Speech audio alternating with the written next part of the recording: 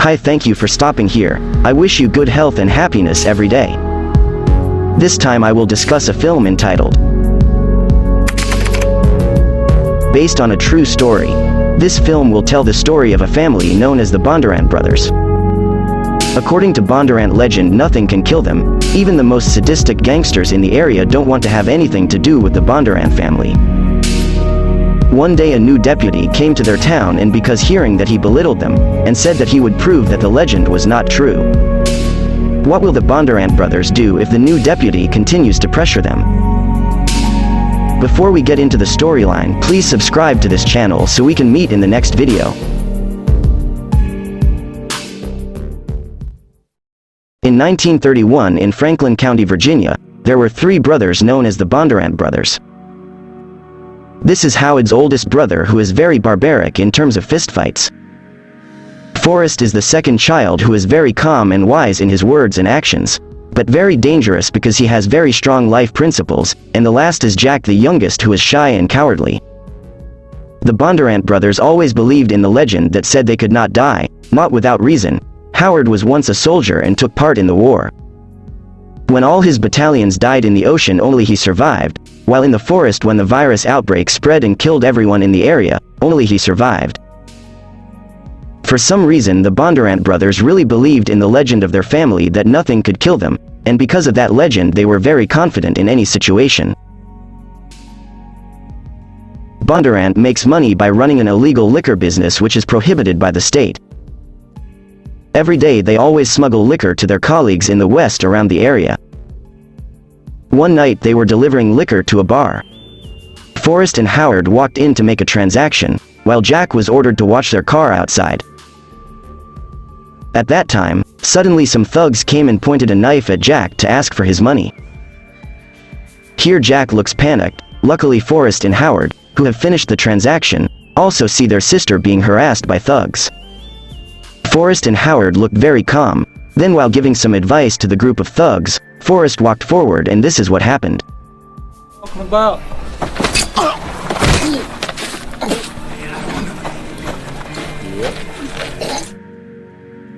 Long story short, the Bondurant brothers continued their journey to a bar.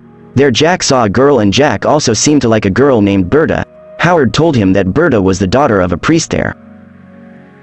The next day Forrest, who walked into his bar, saw a woman waiting for him. This woman named Maggie came to apply for a job at the bar. Forrest expressionlessly accepted Maggie working at his bar.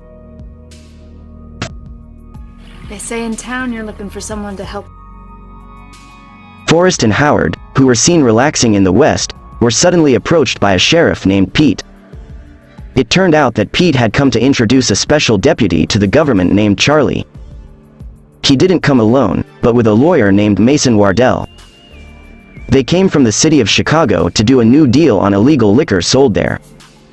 A kind of cooperation so that businesses operating liquor can freely pass through all districts without hindrance. The sheriff said that the whole county would have agreed to this to avoid legal proceedings. Forrest, who is not afraid of anyone, of course refuses the offer of extortion. Deputy Charlie looks very dismissive of Forrest, but Forrest doesn't want to know about him either and says he doesn't care about their offer. The scene cuts to Jack, who is hauling things, suddenly stops, then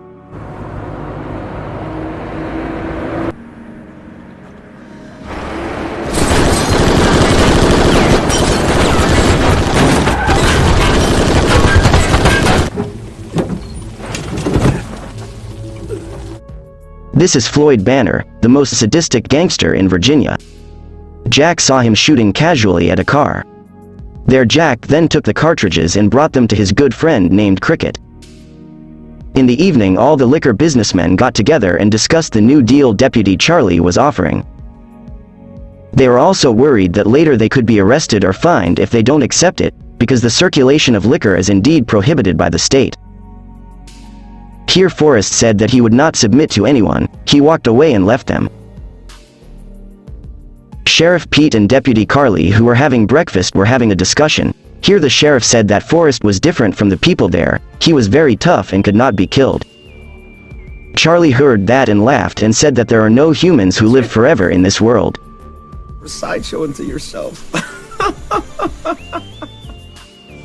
After that, Charlie visited the cricket house. He got info that the church knew about the distillery and also the place where the money from the sale of Bondurant liquor was stored. When he was pointing his gun at Cricket, Jack came and said that Cricket didn't know anything about it. Charlie, who had just found out that Jack was one of the Bondurant brothers, immediately beat him up.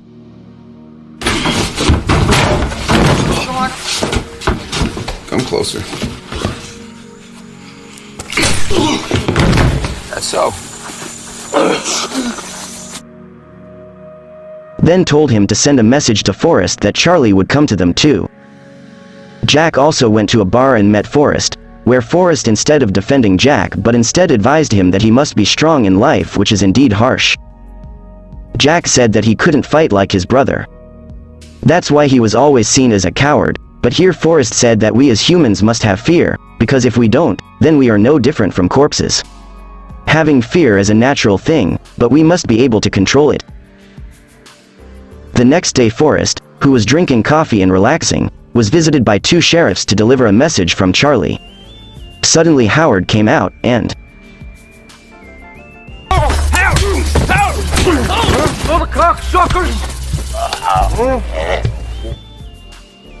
it can be seen that Howard is very barbaric and doesn't care about anyone when he's angry. When Howard put gasoline into Shreef's mouth, Forrest also told him to stop. Forrest also said never come to his house again. In the evening, two people disturbed Maggie at the bar. Forrest kicked them out of the bar, but because they resisted, Forrest dragged them out, and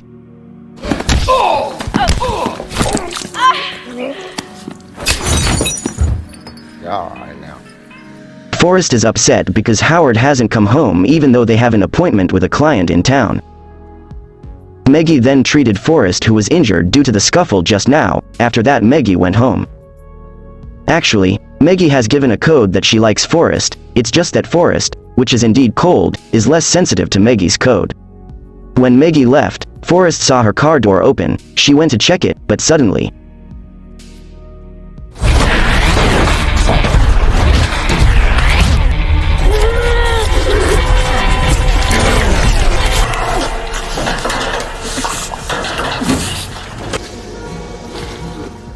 Maggie, who was on his way, stopped. He was still curious about the forest. He decided to return to the forest house. When he got there, he couldn't find the forest. Instead, he met the men who bothered him earlier, and you all know what happened next.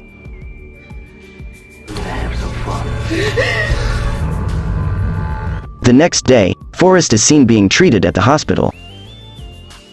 Jack and Howard stand there, admiring Forrest, who can walk for kilometers on his own with a part of his neck cut.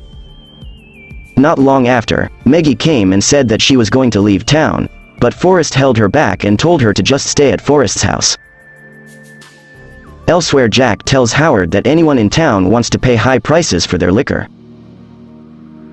Jack asked permission to accompany him because Forrest was still being treated. Howard, of course, did not allow his younger brother because he knew that the buyer was Floyd Banner.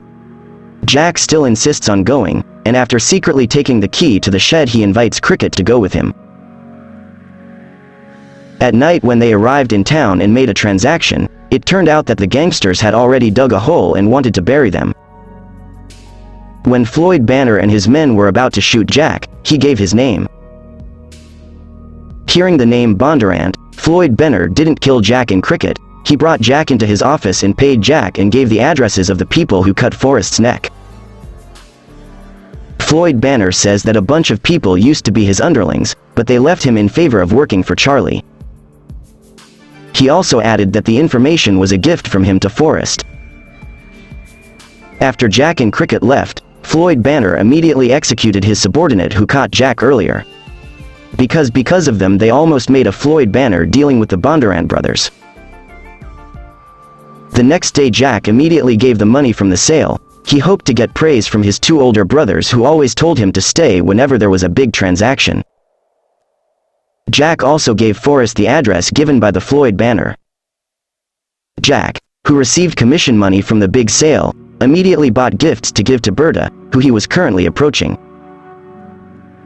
That night when Jack arrived home, it was only Maggie there. Maggie also told Jack that Forrest and Howard had gone to the address that Jack had given earlier. Jack headed straight for the place, and found Forrest and Howard just finished killing the guys.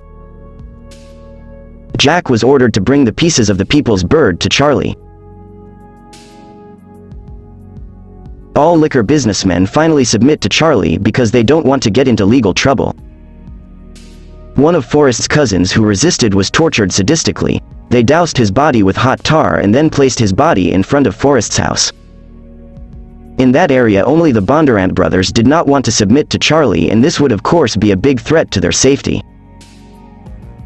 Jack, who is getting closer to Berta every day, invites her to go see his brother's liquor distillery in the middle of the forest. Unknowingly, Charlie was already following Jack, and Charlie surrounded the place. Jack ordered the cricket to take Berta away from there, while Howard, who saw Charlie coming with his men, immediately prepared to welcome them. Because Charlie's men had surrounded the place, Jack and Howard fled while Cricket and Berta were caught. Berta is then released and the cricket is immediately executed by Charlie.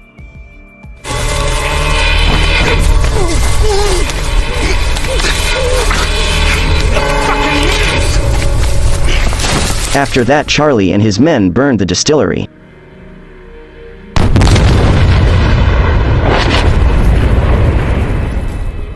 When they got home, Forrest scolded Jack for causing chaos. Jack apologized for setting Forrest's refinery on fire. Forrest's car was detained and all of Forrest's money from the sale had been taken. Jack, who heard that, was devastated. This is where Forrest tells Jack that it's not all about the money, but about the principles of life. Howard walked in and gave the news that Cricket was found dead. He was sad because his only friend, who had never done anything wrong, died because of his carelessness. Sheriff Pete comes to Forrest's house. Jack, who is still angry, holds him outside the house. The sheriff says that his arrival is meant to explain that he and his men had nothing to do with the cricket's death.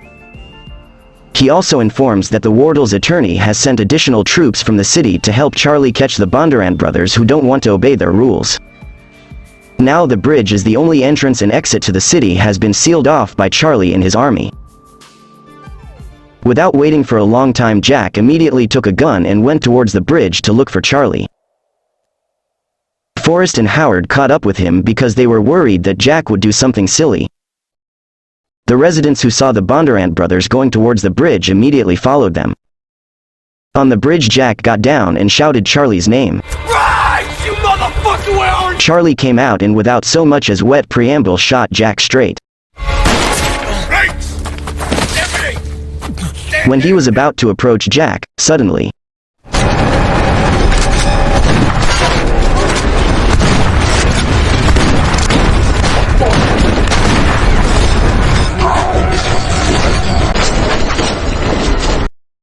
the situation was getting tense when the residents came fully armed. Charlie, who saw that the Bondurant brothers had fallen, immediately stepped forward to shoot them.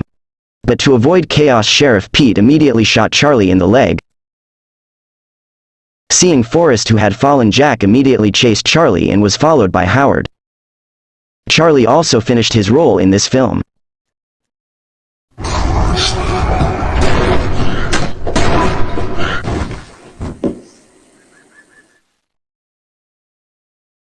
Several years after the incident, the Bondurant family looked different. Each of them was married and had children. They also live as law-abiding citizens. In 1933, the rules regarding the prohibition of liquor circulation were abolished and the Franklin area became the largest whiskey-producing area. Wardle's attorney was arrested the same year on corruption charges. The movie is over. If you like this video, please like and also subscribe so we can meet again in the next videos. And bye.